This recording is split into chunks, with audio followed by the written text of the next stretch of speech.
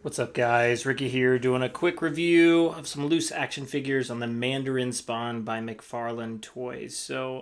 It's funny because I only had the one in the middle, and then I was reading some of the comics, and Mandarin Spawn showed up, and I was like, man, he's pretty sweet, pretty hardcore. So it made me made me want to pick these up. So I totally did. And the cool thing is Mandarin Spawns are the McFarlane toys that I guess nobody really wants because yeah, you can get them for super cheap right now. So I got the one brand new on the right for like $11 on Amazon, and the blue one I got loose for pretty cheap too. That was the platinum or maybe gold label. I don't really remember, but yeah. So I just thought I'd take this opportunity just to kind of walk through some of the articulation and some of the details, etc. And then yeah, and I'm definitely going to customize these too because they definitely need it. So here we go. So let's start here with. Let's look up close here and see what we got first. So here's the blue one. So this was the platinum or gold label Spawn here. I like it as a Spawn emblem on the face. It looks good. And they actually did quite a bit of different things on this one than they did with the other one. Because originally when I saw it, I thought it was just basically a repaint. But there's a lot of parts that are different. So one, you have this weapon versus, this weapon in the back. You have the face, which is totally different. And it looked like they actually did a wash in the teeth, so that looks good. But I'll definitely do a wash throughout. And they did some white dry brushing on the shoulder there, which is cool. So I might continue that theme across the rest of the blues because I think that would look really cool having it white dry brushed like that. Pretty cool idea. Like little sash here. Looks good. And that one looks a lot different than this one, on the red one. Which is pretty cool. And then it looks like they just took the same molding on the legs for the most part. So you can see here in just different colors. And you can tell. So there we go. So very cool. So like I said, we got a lot of spots here. So they did more painting than usual on some of these. So you can see you got some decent gray tones. And it's actually like a metallic color. It's got a little sheen to it. You got some nice greens, blues, whites. A lot of variation in color, which is good, which... You know, like I said earlier, black wash will do a lot for this one. That'll make it look really cool. So looking forward to that. Okay, this one. I think I do prefer the face better on this one, personally. And this is the one that's more comic accurate. That's the one at least I remember from the comics, or the one that I'm reading about currently. You get some cool white details there, which, man, get a black wash on that and all those details are going to pop. Looks like they did some type of wash over the top here, which look pretty good, actually, which don't look too bad at all. Makes it look very kind of old and, yeah, just kind of old aged, which is really nice. Too bad they didn't do that to the rest of the gold. That would have looked awesome. So, who knows? Maybe I'll see if I can mimic that on the rest of it. Then you got some red tones, some black tones. Like I said, different sashes. Definitely a cloth sash on this one, which the details are really cool. So one thing McFarlane does well is details.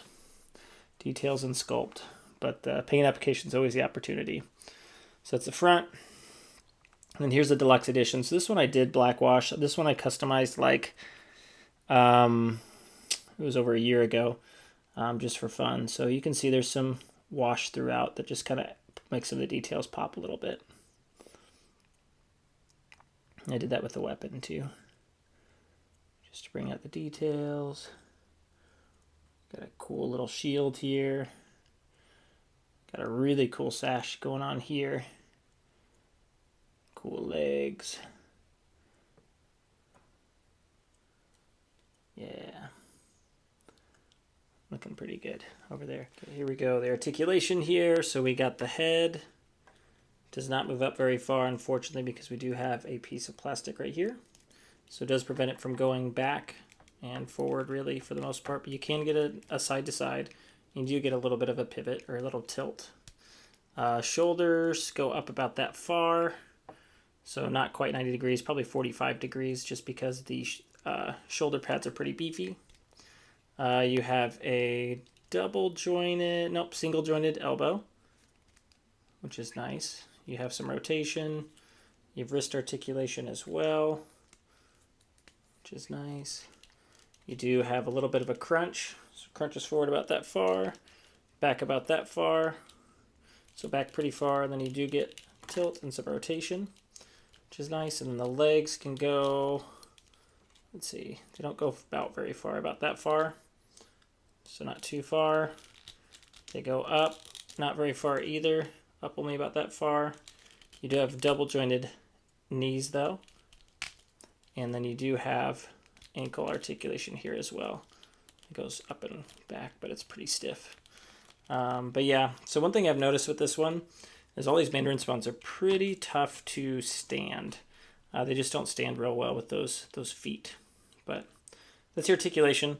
And the articulation should be the same between the other ones because they're using a lot of the same molds. So you can see shoulders go up about 45 degrees. You get the same pivot and tilt there. Legs go up about the same height. So yeah, so articulation the same. So not super articulated, but articulated enough to get it into some poses. Okay, final thoughts on the Mandarin Spawn. So far, I mean, I think they're okay. I think as far as the Spawn line goes, they're probably one of my least favorite. The articulation's not super good. Paint applications are okay, but there's definitely no black wash.